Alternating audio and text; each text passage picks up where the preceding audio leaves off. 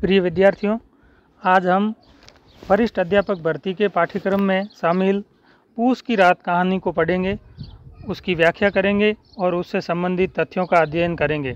पूस की रात किसान जीवन पर लिखी प्रेमचंद की एक बहुत ही महत्वपूर्ण कहानी है।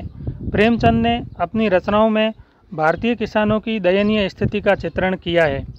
पूस की रात कहानी का प्रकाशन सन 1930 में माधुरी पत्रिका में हुआ। इस तथ्य को हमें याद रखना है। यह कहानी प्रेमचंद के कहानी संग्रह मानसरोवर भाग 1 में सम्मिलित है। तो ये भी प्रश्न परीक्षा में पूछा जा सकता है कि पूस की रात कहानी का संकलन मानसरोवर के किस भाग में किया गया है।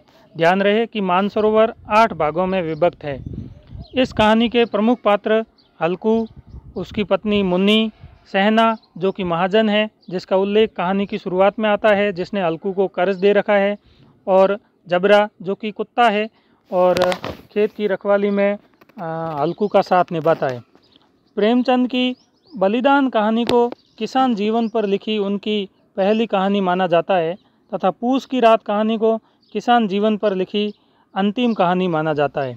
इसी कहानी को प्रसिद्ध मार्क्सवादी आलोचक डॉक्टर रामविलास शर्मा ने गोदान का लघु संस्करण कहा है। ये इस कहानी के बारे में प्रसिद्ध कथन है जो कि अक्सर परीक्षा में पूछा जाता है कि रामविलास शर्मा ने गोदान का लघु संस्करण किस कहानी को माना है। पूस की रात कहानी गरीब किसान हल्कू और मुन्नी के जीवन पर आधारित है, जो खेती किसानी का काम करते हैं और उन्होंने मुश्किल से 3 रुपये बचाए हैं, और वो इस प्रयोजन के लिए बचाए हैं कि सर्दी आते ही एक नया कंबल खरीदेंगे। लेकिन मजबूरी में वो 3 रुपये सहना नामक महाजन को देने पड़ते हैं और हल्कू को उसी फटे कंबल के साथ खेती की रखवाली करनी पड़ती है, और तमाम संघर्षों के बावजूद वह खेती की रखवाली नहीं कर पाता और अंत में विवश होकर वह किसान से मजदूर बनने को विवश हो जाता है। चलिए इस कहानी का वाचन शुरू करते हैं। हल्कू ने आकर स्त्री से कहा, सहना आया है, लाओ जो रुपए रखे हैं उसे दे दूं, किसी तरह गला तो छूटे। ये इस कहानी का शुरुआती वाक्य है, जो ये परीक्षा में इस प्रकार पूछा जा सकता है कि पूस की रात कहानी की शुरुआत किस कथन से होती है। मुन्नी झाड़ू लगा रही थी, पीछे फिरकर बोली, 3 ही तो रुपए है, दे दोगे तो कंबल कहाँ से आवेगा? माघ पूस की रात हार में कैसे कटेगी? हार का अर्थ खेत है। उससे कह दो फसल पर दे देंगे, अभी नहीं। हल्कू एक क्षण अनिश्चित दशा में खड़ा रहा। पूस सिर पर आ गया। कंबल के बिना हार में रात को वह किसी तरह नहीं जा सकता। मगर सहना मानेगा नहीं, घुड़कियाँ जमावेगा, गालियाँ देगा, भला से जाड़ों में मरेंगे, भला तो सिर से टल जाएगी।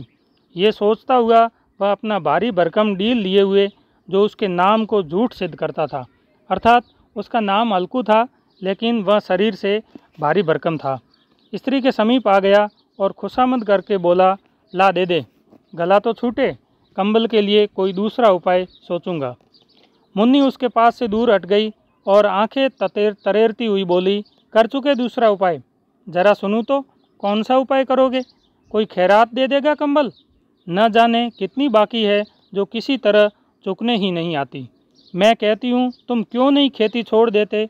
मर मर काम करो, उपज हो तो बाकी दे दो। चलो छुट्टी हुई, बाकी चुकाने के लिए ही तो हमारा जन्म हुआ है। पेट के लिए मजूरी करो, ऐसी खेती से बाज आए। मैं रुपए न दूंगी। हल्कू उदास होकर बोला, तो क्या गाली खाऊं? मुन्नी ने तड़प कर कहा, गाली क्यों देगा, क्या उसका राज है? मगर ये कहने के साथ ही उसकी तनी हुई भौहें ढीली पड़ गई। हल्कू के उस वाक्य में जो कठोर सत्य था वह मानो एक भीषण जंतु की भांति उसे घूर रहा था।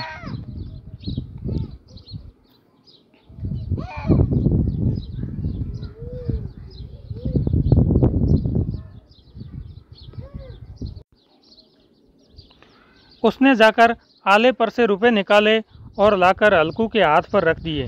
फिर बोली, तुम छोड़ दो अब की से खेती। मजूरी में सुख से एक रोटी तो खाने को मिलेगी, किसी की धौंस तो न रहेगी। अच्छी खेती है, मजूरी करके लाओ, वह भी उसी में झोंक दो, उस पर धौंस। हल्कू ने रुपए लिए और इस तरह बाहर चला मानो अपना हृदय निकाल कर देने जा रहा हो।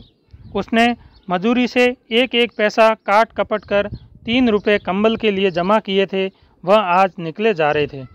एक एक पग के साथ उसका मस्तक अपनी दीनता के भार से दबा जा रहा था। यहाँ से कहानी का दूसरा भाग शुरू होता है। ये कहानी कुल 4 भागों में विभक्त है। ये भी प्रश्न परीक्षा में पूछा जा सकता है। पूस की अंधेरी रात, आकाश पर तारे भी ठिठुरते हुए मालूम होते थे। हल्कू अपने खेत के किनारे ऊख के पत्तों की एक छतरी के नीचे बांस के खटोले पर अपनी पुरानी गाड़े की चादर ओढ़े पड़ा कांप रहा था। खाट के नीचे उसका संगी कुत्ता जबरा पेट में मुंह डाले सर्दी से कूं कूं कर रहा था। 2 में से एक को भी नींद न आती थी।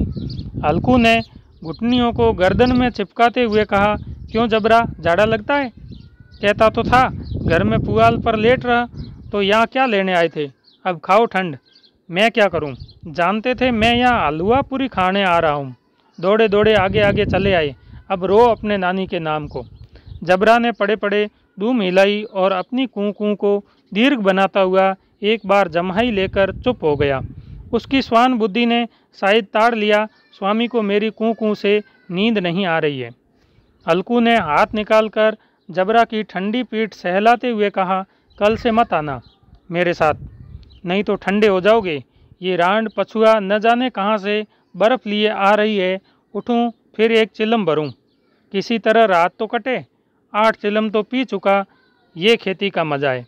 और एक एक भगवान ऐसे पड़े हैं जिनके पास जाड़ा जाए तो गर्मी से घबरा कर भागे। मोटे मोटे गद्दे, लियाफ, कम्बल, मजाल है जाड़े का गुजर हो जाए। तकदीर की खूबी, मजूरी हम करे, मज़ा दूसरे लूटे। यानी किसानी कार्य में इतनी मेहनत के बावजूद ये इतनी भी आमदनी नहीं है कि एक ढंग का कम्बल ओढ़कर खेत की रखवाली कर सके। हल्कू उठा, गड्ढे में से जरा सी आग निकालकर चिलम भरी। जबरा भी उठ बैठा। हल्कू ने चिलम पीते हुए कहा, पिएगा चिलम? जाड़ा तो क्या जाता है, जरा मन बदल जाता है। जबरा ने उसके मुंह की ओर प्रेम से छलकती हुई आंखों से देखा।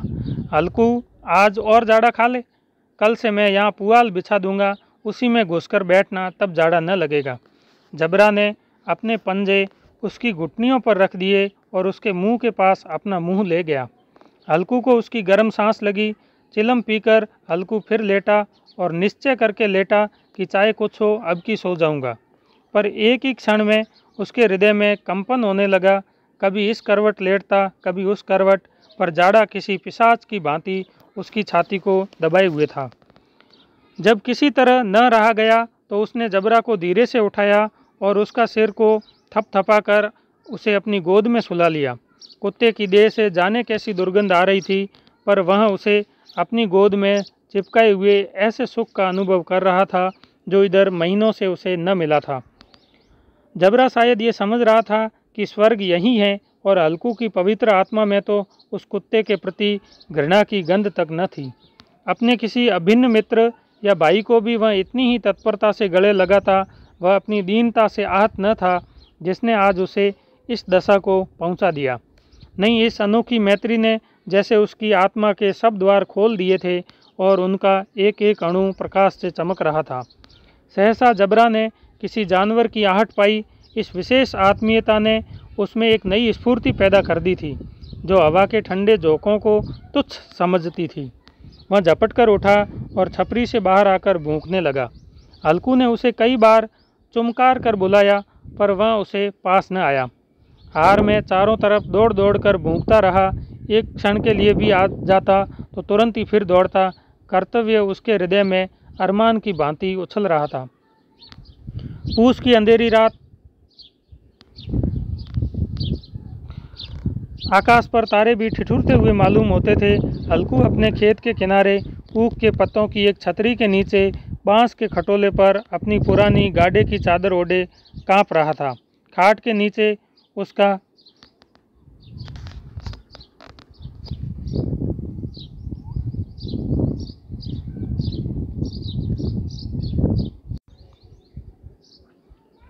तीसरा भाग। 1 घंटा और गुजर गया। रात ने शीत को हवा से धधकाना शुरू किया। हल्कू उठ बैठा और दोनों घुटनों को छाती से मिलाकर सिर को उसमें छिपा लिया।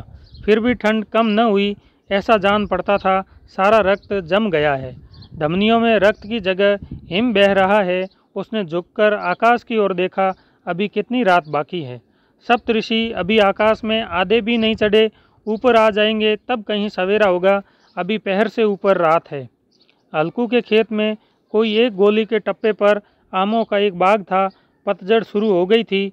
बाग में पत्तियों का ढेर लगा हुआ था। अलकू ने सोचा चलकर पत्तियां बटोरूं और उन्हें जलाकर खूब तापूं। रात को कोई मुझे पत्तियां बटोरते देख तो समझे कोई भूत है। कौन जाने कोई जानवर ही छिपा बैठा हो, मगर अब तो बैठे नहीं रहा जाता। उसने पास के अरहर के खेत में जाकर कई पौधे उखाड़ लिए और उनका एक झाड़ू बनाकर हाथ में सुलगता हुआ उपला लिए बगीचे की तरफ चला। जबरा ने उसे आते देखा तो पास आया और दूम हिलाने लगा। अलकू ने कहा, अब तो नहीं रहा जाता जबरू, चलो बगीचे में पत्तियां बटोर कर तापें।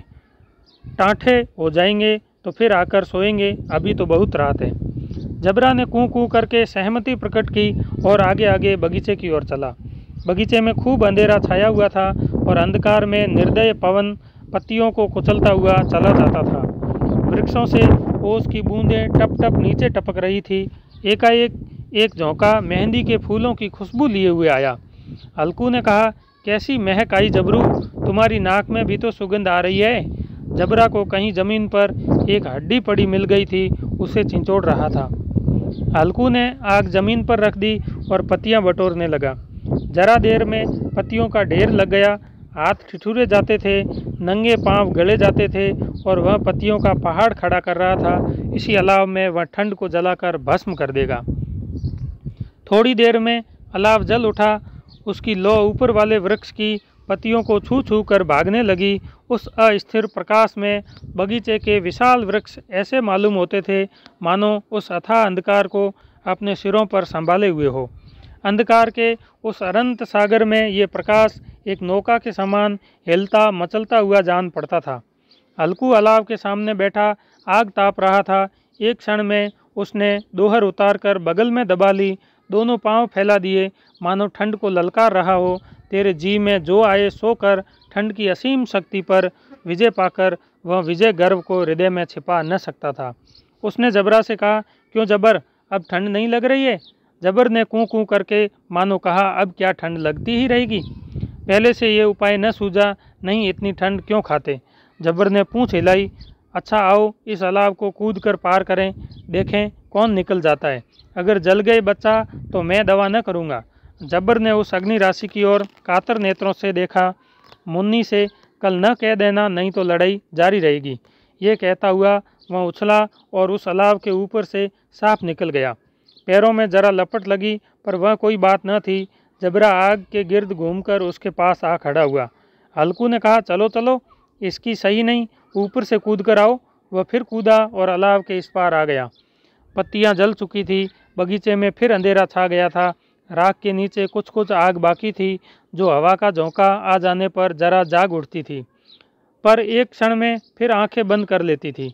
अलकू ने फिर चादर ओढ़ ली और गर्म राख के पास बैठा हुआ एक गीत गुनगुनाने लगा। उसके बदन में गर्मी आ गई थी, पर त्यों त्यों शीत बढ़ती जाती थी, उसे आलस्य दबाए लेता था। जबरा शोर से भूख कर खेत की ओर भागा। अलकू को ऐसा मालूम हुआ कि जानवरों का एक झुंड खेत में आया है। शायद नील गायों का झुंड था। उनके कूदने दौड़ने की आवाज़ें साफ कान में आ रही थी। फिर ऐसा मालूम हुआ कि खेत में चर रही है। उनके चबाने की आवाज़ चर चर सुनाई देने लगी। उसने दिल में कहा, नहीं, जबरा के होते कोई जानवर खेत में नहीं आ सकता। नोच ही डाले, मुझे भ्रम हो रहा है। कहाँ, अब तो कुछ नहीं सुनाई देता, मुझे भी कैसा धोखा हुआ। उसने ज़ोर से आवाज़ लगाई, जबरा जबरा। जबरा भूंकता रहा, उसके पास न आया। फिर खेत के चरे जाने की आहट मिली। अब वह अपने को धोखा न दे सका। उसे अपनी जगह से हिलना जहर लग रहा था। कैसा दंदाया हुआ था। इस जाड़े पाले में खेत में जाना, जानवरों के पीछे दौड़ना असह्य जान पड़ा। वह अपनी जगह से न हिला। उसने ज़ोर से आवाज़ लगाई, लीहो लीहो लीहो। जबरा फिर भूंक उठा। जानवर खेत चर रहे थे। फसल तैयार है। कैसी अच्छी खेती थी, पर ये दुष्ट जानवर उसका सर्वनाश किए डालते हैं। अलकू पक्का इरादा करके उठा और 2-3 कदम चला, पर एकाएक हवा का ऐसा ठंडा चुभने वाला बिच्छू के डंक का सा झोंका लगा कि वह फिर बुझते हुए अलाव के पास आ बैठा और उसने राख को कुरेदकर अपनी ठंडी देह को गरमाने लगा। जबरा अपना गला फाड़ डालता था, नील गायें खेत का सफाया किए डालती थी और हल्कू गर्म राख के पास शांत बैठा हुआ था। अकर्मण्यता ने रस्सियों की भांति उसे चारों तरफ से जकड़ रखा था। उसी राख के पास गर्म जमीन पर वह चादर ओढ़कर सो गया। सवेरे जब उसकी नींद खुली तब चारों तरफ धूप फैल गई थी और मुन्नी कह रही थी, क्या आज सोते ही रहोगे? तुम यहाँ आकर रम गए और उधर सारा खेत चौपट हो गया।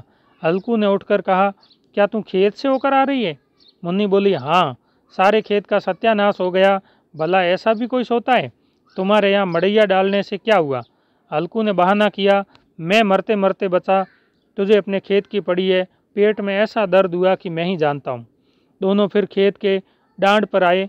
देखा सारा खेत रौंदा पड़ा हुआ है और जबरा मड़ैया के नीचे चित लेटा है, मानो प्राण ही न हो। दोनों खेत की दशा देख चुके थे। मुन्नी के मुख पर उदासी छाई थी, पर हल्कू प्रसन्न था।